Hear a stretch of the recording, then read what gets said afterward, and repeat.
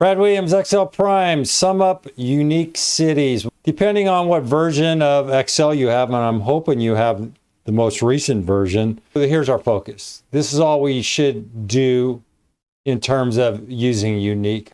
Why? Because this old school stuff, this is just bulky.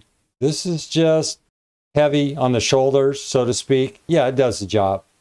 But look how much work you have to do. Frequency, and it's just prone to error.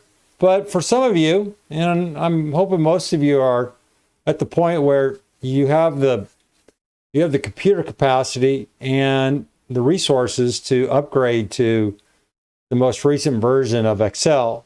Otherwise, you're going to be bogged down with this old technique. And then this is super old, but I like this. It's clean. Look how simple it is, and it does the same thing as this count A. Your choice, depending on 1, your sophistication, 2, your comfort level, and 3, your time factor. Here, count A. All we're doing is sum up unique cities.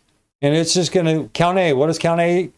It counts up pretty much any text and numbers. Well, city 65, B5 to B14. That's all we're doing. Some unique cities, 4. We're not viewing. We don't want to see the cities. We could.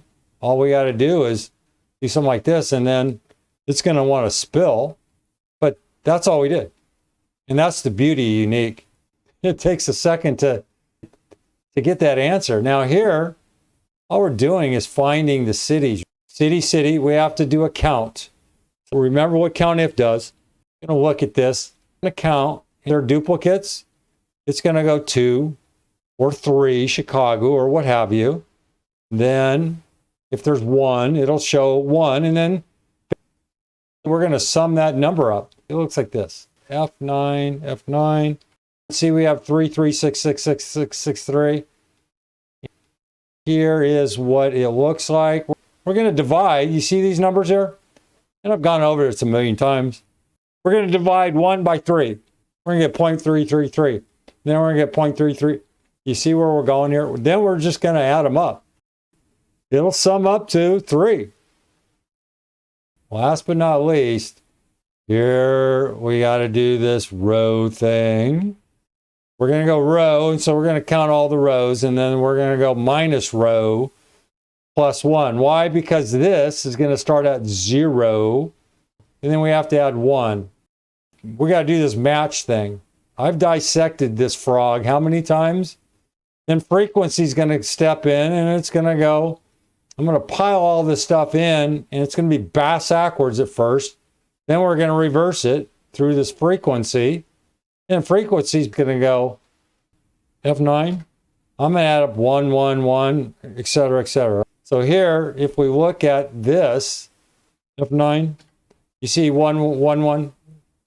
Chicago, 1. Chicago, 1.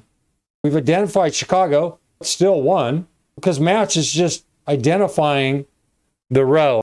Then New York is going to be 3. It's going to be row 3. Chicago, again, is 1. New York, 1. LA should be 3. This is how match does it, is now we're at row 6. And then we have the bins array, F9. Let's go back here, F9. And what happens? Well, frequency is going to look at this. It's going to go, all the ones we're going to put into that particular bin. Go here. This is what it does. We got 1, 0, 1, 1. We have Chicago, 1, 2, 3.